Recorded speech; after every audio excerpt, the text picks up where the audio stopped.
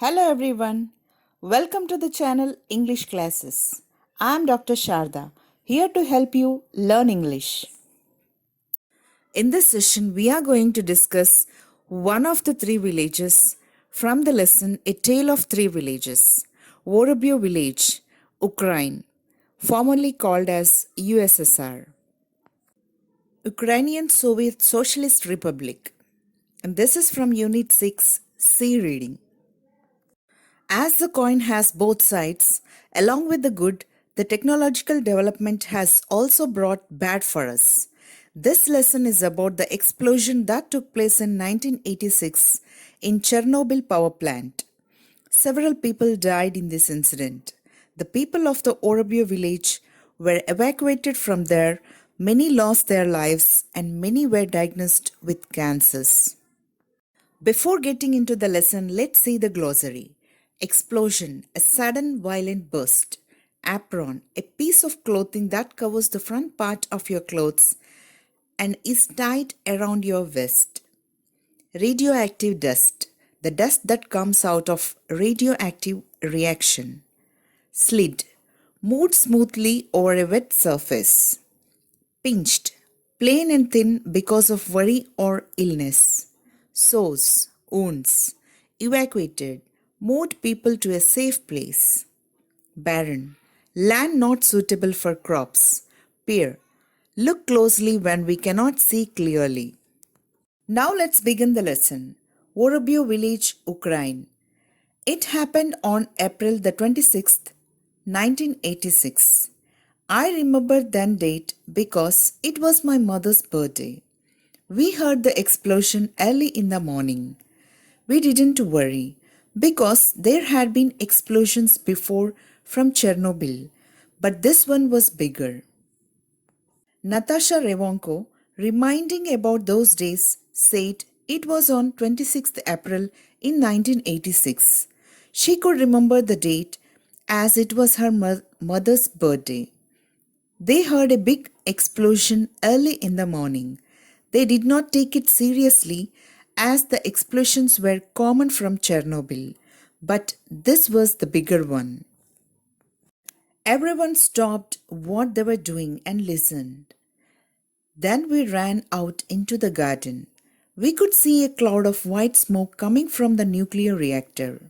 Natasha Revonko wiped her hands nervously on her apron. Tears came to the corners of her eyes and slid slowly down her pinched pale cheeks. All of them stopped their works and listened to the explosion. They came out of the homes into the garden.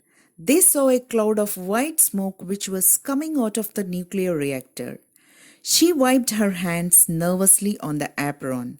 Tears came out of her eyes and touched her cheeks. It was a Saturday, she went on, still wiping her hands on her apron. It was a lovely warm day, and the children played outside all weekend. Even when the dust began to fall, they still played outside. They picked up handfuls of it and threw it at each other, laughing. It was Wednesday before the loudspeaker van came to the village, telling us to keep our children indoors and not to touch the radioactive dust. That day was Saturday.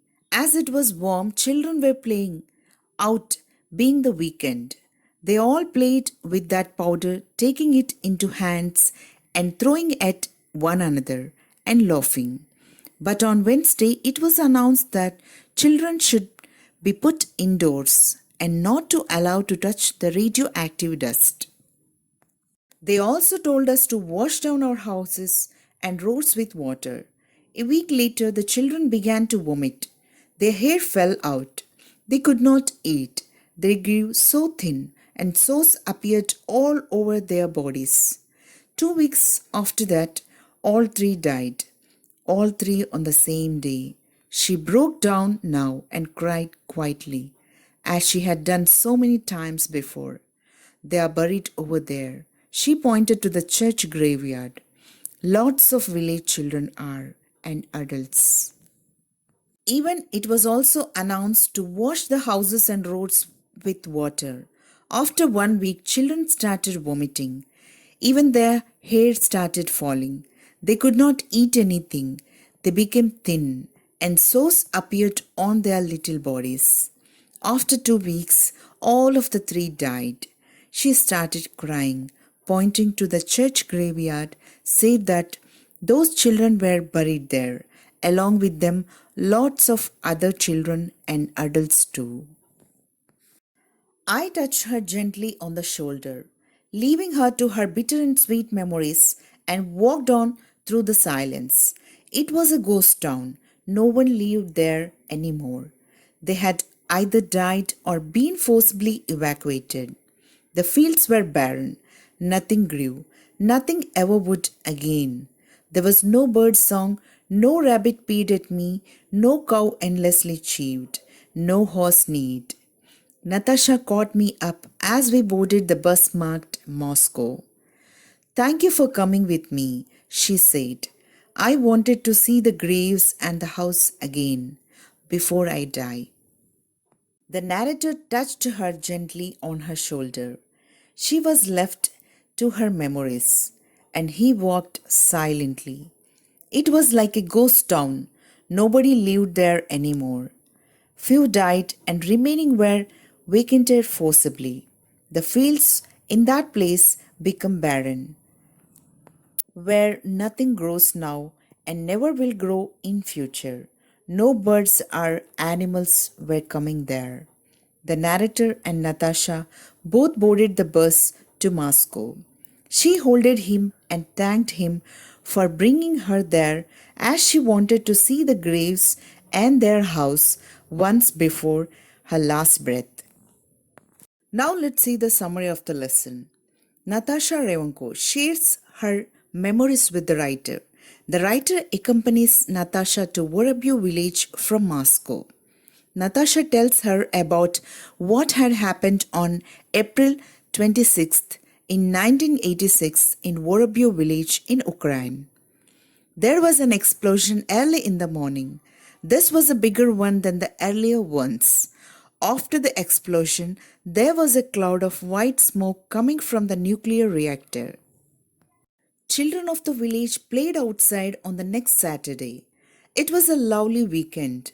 The children continued playing even when the dust, that is radioactive dust, began falling. They picked handfuls of the dust and threw it at each other merrily. A day or two later, a loudspeaker van came to the village with an announcement telling the people not to allow children to come out. They were asked not to touch the radioactive dust. The announcement asked the people to wash down the houses and roads with water. 1 week after the incident, the ill effects were seen. Children began to vomit. Their hair began to fall. They could not eat. Sores appeared all over their bodies. 2 weeks later, 3 children died on the same day. They were buried in a church graveyard, and lots of adults and children in the village too died. After the mishap, the village was a ghost town. No one lived there. They died or have been forcibly sent away. Nothing grew in the fields. There were no birds or animals. So, this lesson was based on the Chernobyl disaster caused by nuclear accident on 26 April 1986 at the number 4 reactor in the Chernobyl nuclear power plant near the city of Pripyat in the north of the Ukraine. Thank you for watching this. Hope you understood it. Keep learning.